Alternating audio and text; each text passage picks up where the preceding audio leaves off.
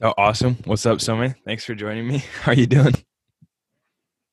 I'm doing great. Really glad to be here on the show and excited for our conversation. Yeah, for sure.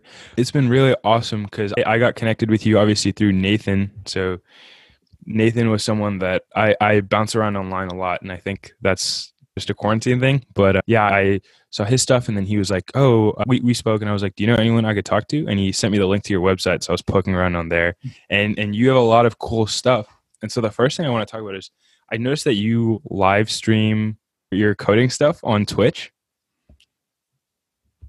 I don't do anything on Twitch, but we have done stuff on YouTube before, but not really Twitch.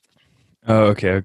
Yeah, Yeah, but you're 19 or you're 20 years old now? 19. 19. Yeah, you're 19 years old and you're building a startup, which is pretty wild. And also we had this weird thing where you were working on it with Maxime, who I knew from another thing, which is like a super weird sort of thing. Awesome. But talk to me about what it's like just the day to day of just being a student founder and just telling people like that you're a student founder. For sure. It's one of those things that I don't to advertise as much. And the reason I say that is because yes, I am working on something, but I'm also a full-time student on the side. Or actually, I am a full-time student and I'm working on something on the side. I would love to work on something all the time, but I think it's just logical to go through school and get an education and things like that. Even though it's like the expected norm and you definitely don't need it, it's something that I want to do. So definitely take that to be serious on my end.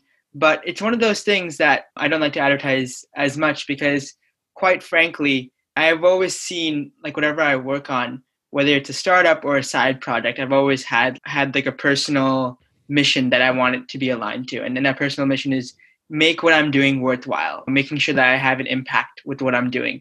And what I don't think like I'm not going to get anything from just telling people, oh, I'm a student founder. And I don't want to do that because I don't think it's that. Yes, it characterizes me in some sense, but I don't think it's all of me. And I think that I'm so much more than just that. So definitely want to make sure, yes, I am a student founder, but I'm also so much more. I'm a runner, I'm a photographer, I'm a videographer. I am trying to get more into reading. I'm trying to diversify and really read more philosophy and things like that because I feel like there's just so much out there that I have to learn. And there's really a lot that's left for me to discover, and I'm really excited to be able to do. That's awesome. Yeah. And do you find that the internet helps you explore all these different, you mentioned a lot of different things there.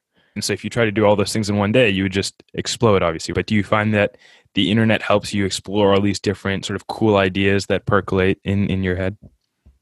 Yeah, I think 100%. It helps you explore, but it also keeps you like on your toes, looking for something new.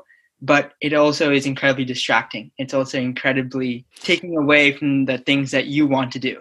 Often you say, like, I'm going to go for a run today, but you might find yourself on Google on a rabbit hole trying to learn about something else, and you don't accomplish your goal of finishing an assignment or being able to get active. So I think the internet is a net positive for society. The internet is amazing. It's enabled so many different things, but it also needs to be balanced with some sort of self-awareness and some sort of framework for managing your time and being productive because there's a lot of distractions out there.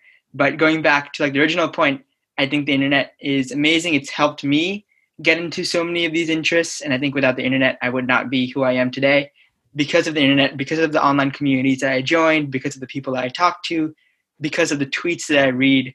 I have learned so much. And those little like knowledge bits I feel have all contributed and culminated into my like core interests, my core passions. And yes, like the internet is not the sole factor. It's a big one in terms of my life and where I am today. That's awesome. Yeah. And I think me especially, right? Online communities, it's been the internet is good or bad, sort of depending on what sort of part of the internet you go to. You can go and find this unbelievable blog and get access to insights from a specific person, right? Your blog, for example, or you're starting a newsletter if you want to plug that real quick. But yeah, the last person I spoke to, I was talking to you about this before. The last person I spoke to was called Hugo. And so he had this analogy where he talked about creation as being exercise and sort of social media scrolling And something like that being like eating fatty foods. So it's a similar sort of idea, right? If you just sit around eating junk food all the time, then you're not going to be energized to go for that run. But I think writing and creating, and I've had a similar experience as you where we read all these cool ideas from all over the place. Twitter, for me, it's been just looking at things people read, and certainly probably podcasts as well. It's just all these cool ideas that stick with us. But I think definitely there's these two sides to the internet. So we need to balance the creation with the consumption somehow. Definitely. 100% agree. I think a lot of us are consumers. I think like I mostly consumed until I started creating. And once I started creating, that changed everything. And yes, a lot of us are lurkers online. A lot of us just consume, which is completely fine. But I think once you make that first little bit of creation, where it's a blog post, newsletter, YouTube video, anything, I think like that first thing that you make is very important. And once you take that first step, I think that is when you start to shift and prioritize creation as well, and recognize that there should be some balance, because yes, you're learning so much and you're able to consume so much content and see what other people are up to. It's equally important for you to practice and exercise yourself, your skills, and share with the world what you're thinking, what you're doing, what you're building. And I think that it's really important to have this balance, not only because I strongly think that it's going to help you, because it's helped me in so many different ways. Not only being able to consume content, but create content has helped me understand, how do I create value? How can I make some sort of impact? How can I make sure what I'm working on is worth it? And I think that's like a big question for me. And I think creating things and building things and just releasing them out in the wild are my ways of telling myself, okay, am I on the right track according to like where I want to be? And I think like a lot of it comes from validation online. And I think it's something that's very real, but I want to make it more as if I'm creating it just to create it as a learning experience. If people use it, that would be amazing. And knowing that people benefit from whatever you do, anything that you release, anything that you create is really an amazing experience. And it's one of those things that automatically gives you a feedback loop to keep on doing more of it. And this is like in so many different disciplines, so many different industries. Like as soon as you get, even if you look at like social media, for example, you get that you're automatically more like incentivized and motivated to post more and create more content. And I think that's something that's present, like it's ever present across everywhere on the internet. And it can be very good and it can also be very bad. So definitely need that sense of balance. But for me, I've been trying to balance creation and consumption as it relates to my goals. And I've seen that while I do consume a lot more than I create, I'm actively working to evening out that scale and making sure that, yes, I'm consuming, I'm creating on the internet, but also taking a break from the internet and doing things in real life and not spending all my time, because I know it can get very exhausting and it can get very addictive scrolling through and like waiting and getting really excited for likes and validation from people online. So definitely need a balance on both fronts, both the creation and consumption, but even at a higher level, creation and consumption. What are you doing for your personal relationships? What are you doing in life overall? Yeah, the audio cut out for a second there. That'll be interesting to hear back. But yeah, I think there's multiple kinds of validation, right? Because you have something that people can validate, like an Instagram photo, right? People post photos of big instances from their lives. Like you could post a photo from prom and then you wait for some comments and stuff like that. But there are other types of validation too, right? When you share what you're creating. So when I share a blog post, for example, I think that validation is different. And it was very nice to hear you say that we're just creating for the sake of creation. And if someone uses it, that's a good thing. But that's like that's the dessert, right? That's the extra sort of part of it. And so I think we can use the internet as a sort of accountability, right? Because you've started a newsletter and you mentioned that you want to explore philosophy and all these other cool ideas. And you could see that newsletter as you holding yourself accountable to pursue the ideas that the current version of you has. And you mentioned this sort of shift, right? When you shifted from becoming, I guess, 100% consumer or, whatever it was, to creating a little bit. So talk to me a little bit about that. What was that like? For sure. I think like I would have not become a creator if I never consumed anything. And I think being able to consume the right content and the right things online or even in person is probably like fundamental to my shift to understanding how important creation is and how important consuming the right content is. And like you are like a direct result of, people say you are what you eat, but you are what you take in, what you Yeah, absorb, yeah. what you pay attention to, what you're inspired by.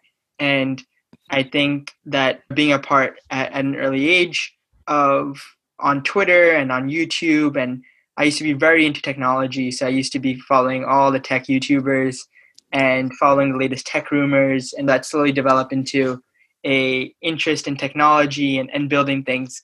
But if I had not started with that first step of watching MKBHD grow his YouTube channel and talk about phone reviews and talk about like recaps from Apple events, like those were the real days where I was just learning about technology, learning about what I'm interested in. And that's what enabled me to get an interest in the field and eventually create things on my own. So I think, yes, consumption is very important. Consumption of content and things that align with your goals and your personal interest is very important. And without like consuming that content, I don't think I would have ever been exposed to this new side of creation. It's that first excitement, it's that first person or that first feeling that makes you think, wow, like there's something really interesting going on here. And for me, that was over the summer. And then I had the unbelievable experience of interviewing that person. But I think anyone who creates, they fundamentally just want to share that experience with other people. Would you say that's true? Probably. I think for the most part, yeah, that's probably the biggest motivating factor. Right. Yeah. And so I'm just interested in, I don't think we really need to have a conversation about how important it is to learn how to code, but you've created something to help other people learn how to code. So I'm just wondering whether you think about creation fundamentally maybe as giving, what you think of that idea, and then what you think about how Enlight is helping you give that experience to other people. Yeah, it's a great question. I never really thought of creation as giving, but I think like that word makes a lot of sense being there. I've always thought of like creation as, I've thought of it as giving, but just in a different context or different words, which does very much align. And I think like creation is one of those things that gets you really excited when you see somebody else who's using your creation and thanking you for your creation, and that like automatically gives you a positive feedback loop and encourages you to keep on working on what you're working on. And I do think that creation, when it comes to being motivated by other people and what they get out of my creation, is probably like one of the most biggest motivating factors for me. And I think like over the years working on Enlight, it's been one of these like really rewarding experiences, whether it be like in a message of a LinkedIn request saying that thank you for creating Enlight, or just like an email that I get from someone or a DM. That was really cool for me. And I think like when I was first starting out, I got more of those because Enlight was a very much like a side project, very much like a bootstrap small site that was maintained by one person, me. And I think people acknowledge that. They love that personal touch. And that's what encouraged them to reach out. And that was amazing. And I think like during the early days, these days are still early, but like the early days, I think that was really motivating and really cool. And that's what got me more into creation and being able to share. And I think like when I was first creating projects, like these really simple projects, like I think one of my first programming projects was like a to-do list or maybe like a clock in HTML and CSS. I don't remember which one it was, but one of those. And it was like really simple. And I never shared them with anybody because I did share them, but I didn't know how to share them. I put them on my website and I kept them there. But they were cool because I learned how to do something new. And I really loved it. I didn't create those projects because I wanted other people to get a use out of it. I created because I wanted to learn. And that was really cool. And I was like, okay, what if I can show other people how to create these projects and learn the same way that I did? And that's when I had this idea to start a blog and post these projects on that website and allow anybody to be able to go through a tutorial and build this project for themselves and see that they're capable of building something on their own, and that they can do it, and that you don't need to wait around for a course. You don't need to read a book. You don't need to do anything. The internet is there. Just Google your question and step through it, and actually just dive in and start. And I think like that's the biggest barrier that people have to overcome when they create something. And I felt, okay, maybe this philosophy or this way of doing things is worth spreading. And that's what sort of started in Light, because I found out that yes, there are a lot of tutorial sites out there, a lot of projects out there that you can build, but there was no site like explicitly saying that, okay, you don't need to know how to code. You can completely learn to code by building these really simple projects. And you don't need to memorize syntax because you're going to learn that along the way. And I think that was something that I really stood behind, because that's how I learned to code. And I wanted to share that. It wasn't necessarily that, I was doing something groundbreakingly different, right? And teaching people to code on this blog. It was just how I framed it. I was like, okay, this is a site to learn to code by building projects. If you've ever just wanted to like learn to build something in web development, pick a project that sounds interesting to you and just go through the tutorial, and then build something slightly more advanced. And if you want to add a new feature, just Google it and figure out as you go. Go into Stack Overflow and type in, how do I change this color, or how do I add this animation? And that was the best way that I found to learn. And I think like in many respects, that is the best way to learn anything, not just coding. I think diving right into it, actually experiencing, actually being able to figure things out on your own, that's like true learning. And and in a way, I also use that as a way for me to reinforce my learning, because a lot of people say the best way to know you've learned something is to teach it. And I think writing those tutorials and being able to share them with others and get other people to create these projects, and then even add on to them and make them their own, that was really cool to see. That, okay, people really liked what I built so much, and they understood what I said and how I explained it, so that they were able to learn on their own and really add on to it and make that project their own. So I think that's a really long answer.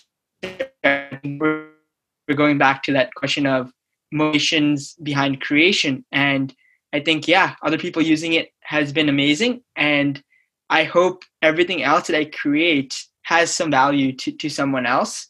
Anything else let me clarify for a sec. Anything else that I create and share publicly has some value, because there are some things I create just for myself and just to learn, and they don't necessarily need to be shared. But I think a lot of the things that I do share are meant to have some sort of value to someone else, so that they can benefit from whatever I've made. And that's a great feeling to have.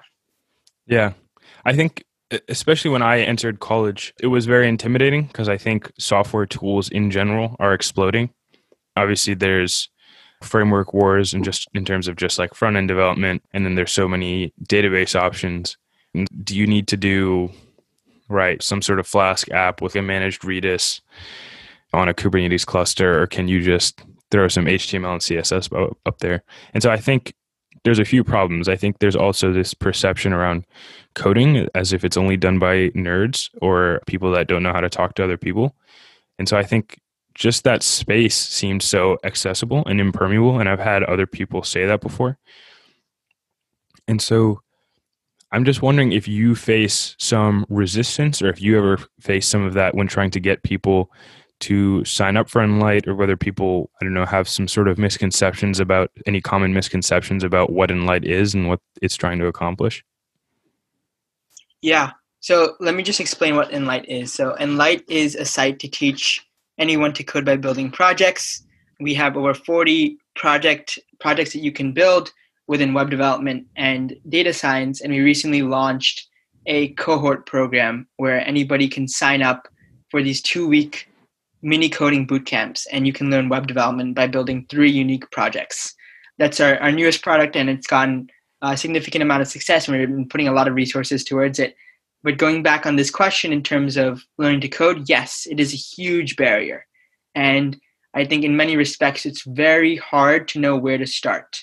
And we want to solve that by being the place to start, the launch pad to start your coding journey, because there are a lot of resources out there. There are a lot of things that you can do, but sometimes it can just be very overwhelming. And you see all these, just like you mentioned, you see all these new frameworks and all these new technologies that are very complex, but there's no need to start and learn all these frameworks. Just start at the very basics, and learning the basics can allow you to achieve something that you never even thought that you could. And I think like a lot of new coders or people just getting into computer science and want to learn how to build things are intimidating by, okay, this is going to be very hard. I don't think I can pick it up. And that's definitely like reinforced by society. It's reinforced by everything else. But I generally think if you have a passion, if you have an interest in doing something, you can definitely get over those hurdles. It all starts with, believe it or not, it all starts with starting. You just need to take that first step. You need to watch that YouTube video. You need to enroll in, you need to just start. And I think like that could start with just be like a simple personal website is a great place to start. And changing colors and adding an animation and maybe adding a contact form, like all those things, every single new feature you add, you're going to learn something new. And there's so many resources online. It just comes down to, you don't need to use the most complex technologies in the world. You can just start at the basics and you can accomplish so much in 30 minutes or an hour of watching a tutorial. You can have a personal website. That's how amazing the internet is, right? There's so much knowledge out there. You just need to make the most out of it. And with that, it's also very hard to know what you should follow. Mm-hmm. And we're trying to solve that with Enlight and specifically with our cohort program, and allow people that, yes, you're not going to be like a full-on developer for 2 weeks, but you'll have the skills, the intro level skills and confidence to build and continue building on your own. And we think that's one of the most important things we can give you. Solve that immediate barrier of how scary coding can be and just get you started building things. Mm-hmm. I have a question that's sort of just of personal interest, which is just like, to what extent do you interact with the people that use Enlight and the people that enroll in the cohorts? And by that, like, to what extent do you get to know them as people? Yeah, that's a very good question. It's something that we've been trying to do a lot more, because not only does that make it a good experience for the learner, it also makes it a good experience for us. What's your favorite story of someone using Enlight to create something and just getting really excited about it? Or do you have a favorite story? For sure. I think there are a lot of stories. I think choosing one of them is tough.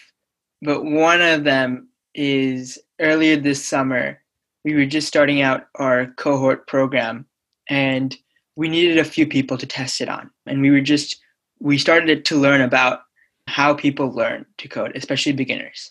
And I actually hit up a couple of my friends, and one of my friends was really interested. He was super excited. He was like, yeah, man, I thought about getting a CS minor, but never got around to it. I'm going to take a CS minor, and I'm getting into like more upper level computer science courses, but I would love to do this because I always wanted to learn how to build things and create things.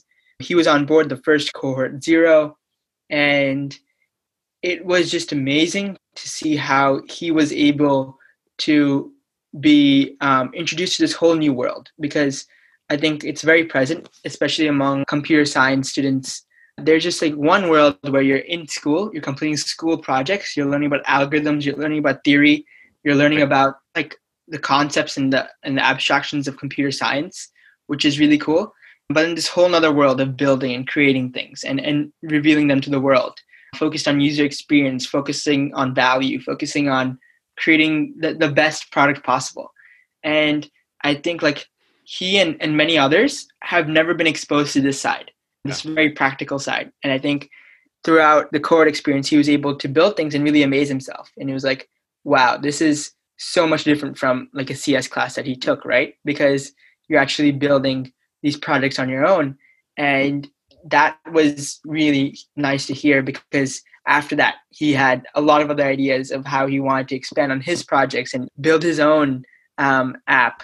And it's really cool to see that, because it's one of those things that you hear very often, that a lot of people don't know that this whole nother world exists. And I feel education should reflect that, and we should be learning more about this whole nother world of building and creation and releasing them online, because computer science as a whole, like the whole culture and everything around it, isn't just learning about theory. It's also about its practical applications.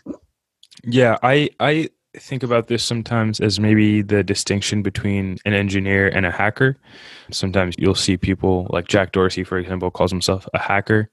And to make this distinction clear, if I'm being confusing, is just right. A hacker is the same as an artist or a writer in the sense that they produce beautiful things and then their medium just happens to be code.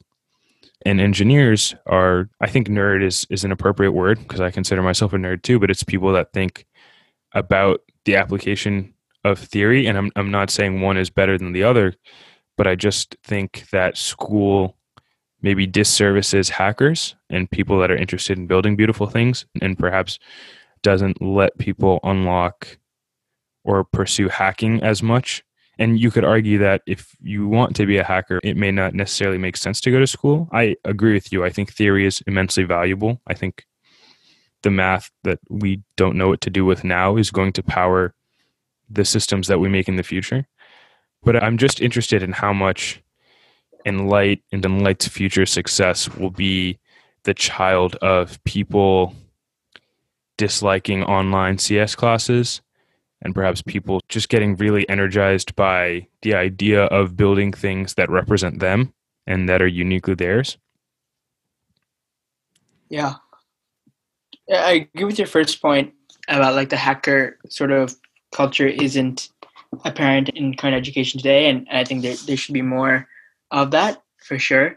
I think Enlight isn't meant to replace like a traditional computer science education, but it is in many ways complementary, and in many ways you can learn if you complete a lot of Enlight projects and you go through the intro level cohort and you keep on building. Yes, you can get a job at any big tech company 100%, and you can create things and you can get equivalent outcomes as if you didn't go to college and get a CS degree. Yes, but I also think like the theory that we learn in computer science classes, as much as sometimes I don't like it and I can't stand it, sometimes when it gets really hard, Right. it's also very important. And we have to like recognize the value of, you know, having both sides, having this like knowledge of theory and its practical application. I'm not saying like you should be towards one or the other, but I do think that practical application, I think it's more important, but I also acknowledge the theoretical side of it. I think a lot of people in Enlight get a lot of value out of the practical side of it. And while they do gain some theory, it's obviously not as much as a university degree. And I think like they both should be complementary. And I think like they both can be gained together. And also if you look at a university degree, it's really spaced out. And there's these courses, like if you look at a CS degree, there's only really like 2 or 3 courses that are really fundamental to getting a CS degree. Everything else is supplemental. And those other courses can be easily, the theoretical behind it can be covered by like practical projects and learning as you go. But things like algorithms and data structures, yes, I agree, like those are valuable classes and you should have knowledge in them. But of course you don't need to go to university for that. You can definitely learn them on your own. But just saying that I don't think like Enlight is completely like an alternative, but it definitely is a complementary, and it's targeting a different market of creators and people who want to build things, and it's just able to give people that ability to do that on their own and create and build, which is something that I'm very excited about. Yeah, and that's one of the things that I really like about you and the way you phrase it is that you're very honest about, right, this is for people that want to try projects and just dip their hand into it and get that practical application. Because I think that there's a lot of people now, especially online, promising people that they can get them into big tech. I think there's never been more people that want to get into big tech, and I'm sure ads all over the place the same way I do of people promising people that they can get into FANG. And it's interesting to me specifically in the way that I think about it, because I think hacking and building in public offers more social proof, and it's a little bit sexier, honestly, just because you can show people that you've built something. Whereas maybe just being an engineer and learning theory in college, it's more of delayed gratification, right? But I absolutely agree with you that both are important. And I think obviously it's a matter of personal preference. I think both have the capacity to energize people with what they promise and what they offer. One of the things I'm interested about is what energizes you the most about seeing other people building cool things, not necessarily other student founders, but maybe just side projects and things you come across online. Yeah. I think like I come across so many different things every day, and I think like that's largely due to Product Hunt and Twitter, Mm. two of my favorite websites. And I just get excited when I see a really cool tool or product or a piece of content that someone has made, because at the end of the day, like I share that sense of creation and that sense of, yes, this is so valuable. I love it. And then that also inspires me to create things of value as well. Mm-hmm. So I think that over my time observing what people are working on and seeing all these really cool projects, you just being able to use them and see what other people are working on and see their successes and see how they were able to build up a product or an audience or something that they have made from zero, going from 0 to 1 is really cool. And I'm inspired by their story. I'm inspired by how they were able to do it, because it gives me energy, it gives me the confidence, it gives me the motivation that, okay, I can do this as well. And I can also create the same value or impact that somebody else has. And I think it's very inspiring. And I think as a whole, it advances like the whole creator and maker community, especially online, forward. Mm-hmm. I don't know if you meant to invoke Peter Thiel there, but that was really cool. Yeah, what online communities do you occupy? You obviously mentioned Product Hunt, and what are the coolest things that you've seen come out of there, if any come to mind? Yeah. So I was a part of two communities as a high school student. And I think those communities really inspired me to build things, especially Start in Light and other small mini projects.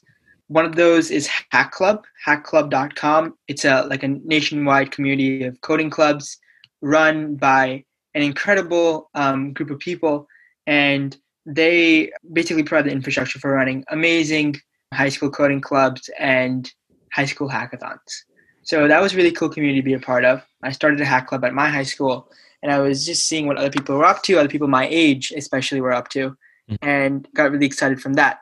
And then another community I was a part of, which isn't alive anymore, it was founded by someone on Twitter, and it was called Feathered. It was called something else before, but then they renamed it. It doesn't exist right now. But a lot of the people who I learned from were from that community, and there were a bunch of other teenage makers just like me. Granted, like when I first joined, I wasn't much of a maker. I was still a lurker and learning what other people were up to. But some of the kids there have gone on to do some amazing things. And these are the sorts of kids that got, featured at the top of Hacker News and Product Hunt, and doing a lot of very interesting things right now and working on a lot of cool apps and at great startups. So it's something that I think about often, right? As a kid, I was here, and because I was a part of these communities and because I was able to see what other people were doing and chat with them and learn from them and get inspired by them, that's the only reason I'm here today and I'm able to have this sort of knowledge and skill set of creation and building things. And I credit a lot of my learnings to those early communities that I was a part of. And of course, like those two initial communities stem to like the broader Twitter community and joining like other Slacks and things online. But I think those were like the two big communities that I was a part of that really inspired me to keep on building. Mm-hmm. Yeah, I think one of the people I spoke to a couple weeks ago, Justin Murphy, he talked about online communities as a means to construct a new reality online. And then what's really interesting is that at a certain point, this constructed reality starts to influence our actual reality. And I think we see that all the time. And that's what's so exciting, I think, maybe about being our age and just seeing people to the right and left of us create unbelievable things, is that not only does it make us realize what's possible and it redefines what's possible, but it's literally changing the world. And you could put Enlight in there as well. Yeah, one of the things I'm wondering about is what is your sort of biggest pipe dream goal for Enlight, and also just for yourself? Yeah, for Enlight, when I started a couple of years ago, it was always a side project.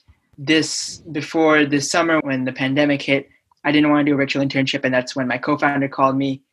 Then he was just a friend. And then he turned into a co-founder after my co-founder, Max, we came together. We worked on Enlight even more over the summer. And that was awesome. And it was an amazing experience. And it was so valuable. And over that summer, I was able to learn so much about how much impact you can make, because before Enlight had 10,000 users, but I wasn't like talking to these people face to face. They've just used the site before they've registered. But being able to actually instruct people online and talk to them and learn about like their challenges and how they're facing them, and mentor them one-on-one, that's a really cool part of it. And I think for long term, in terms of Enlight, I think our goal would be to make the most impact we can when it comes to, increasing accessibility to computer science and building things. And I think like learning to code is one of the most important things right now. And it basically unlocks a whole new world of potential. And we think that everybody has this potential to potentially learn to code if they're interested in it. They just need to take that first step. And I think Enlight is on its way to being able to enable that for anyone who has the interest or passion. And it would mean the world to us to make the largest impact we can by reaching as many people. And right now, like our cohorts are sets of around 50 people. It would be amazing to a couple 100,000 people in every cohort. That would be like mind blowing. And that would just be really cool. And I think that's one of the things that we're thinking about a lot, especially when it comes to Enlight and working on things that are rewarding, working on things that, are worth it. And we think that this is a mission that's worth spending a lot of time on, just because it's something that's personally connects to us as when we were learning to code and we were picking up new skills, and it would just be amazing to share that with more people. And one of the things I'm wondering about is, so now Enlight is properly a startup, right? Or is that an incorrect assumption? Yes. Yeah, it can be called a startup. It can be called a startup. Yeah. Because I'm interested how it intersects with your personal goals for yourself. I think we set out with certain goals for ourselves, and obviously our own conception of ourselves changes pretty often, I think, probably at this age. But you're also a venture partner at Contrary Capital. So I'm just wondering how those tie in together, perhaps, in terms of how you see the trajectory of your life over the next 5 years, perhaps. Yeah, I think the next 5 years, I just want to learn as much as I can while making an impact in everything that I do. And it really falls into this mission of me making the most impact that I can. And I'm a venture partner at Contrary Capital, which is like a distributed VC fund around at a bunch of universities around the United States. And it's really cool just to learn about that space. And that basically fulfills my goal of learning and being able to be exposed to different industries and different things that are going on. And I think at the end of the day, my goal is to make the most impact that I can. And especially within the next 5 years, learn as much as I can, so that after 5 years, when I'm ready to, go all in on something, I can be able to take my learnings, take what I've done over the past couple of years and apply them. And I think, yes, I'm doing that right now. I'm all in on a lot of different things, but I'm still very much figuring things out as I go. And I'm excited to, continue learning, continue building, continue creating, continue making an impact, because those are the things that are going to help me bring myself closer to my personal goal of making a difference and being able to have an impact on the world. That's awesome. And now, just looking at the clock, obviously I would love to talk to you for ages, but I'll ask you my promised last question. So what makes you the most excited about the future? Yeah, I think that is definitely a huge question. In terms of the future, I think it really comes down to, like, as much as we talked about creation and consumption, I think it comes down to that, specifically creation. And me as a consumer, seeing what other people create is what gets me hopeful and excited for the future, because I think the world is going in so many different directions right now. There's so many different problems. We go through like our ups and downs, and these, like, the problems may go away, but new problems will always arise. And I think it's amazing to see and learn from the people who are solving some of these most important problems. And I am personally inspired by them. And Mhm. I have friends and people who I see online, and just reading uplifting news about new developments and new innovations. That's what gets me excited for the future. And it's something that I look forward to doing every single day, and just keeping updated on what's going on around me, what's going on in the world. And I think as much as there are problems, as much as there is negativity, there is inherently a lot of positivity, I see a lot of good things happening, no matter if they may be covered by a lot of apparently bad things. And I think it really comes down to being optimistic for the future, which is something that I am continuously working on, and something that I strongly believe in. Okay, that's awesome. This was a lot of fun. I think for anyone watching this afterwards, they're going to learn a lot about certainly what you think about, and I definitely learned a lot. And so that makes me really excited. I really appreciate you doing this. And yeah, take care. I'll stay posted on what you're building, and I'll stay excited about that. And obviously, I let you know that I subscribe to the newsletter. So yeah, best of luck. And I hope everything goes well with what you're doing. Thank you. Yeah, thank you so much for having me. It was great talking to you, and great learning a little bit more about you, and sharing a little bit more about myself. All right. Awesome, Samay. Take care, man. Thanks. Bye.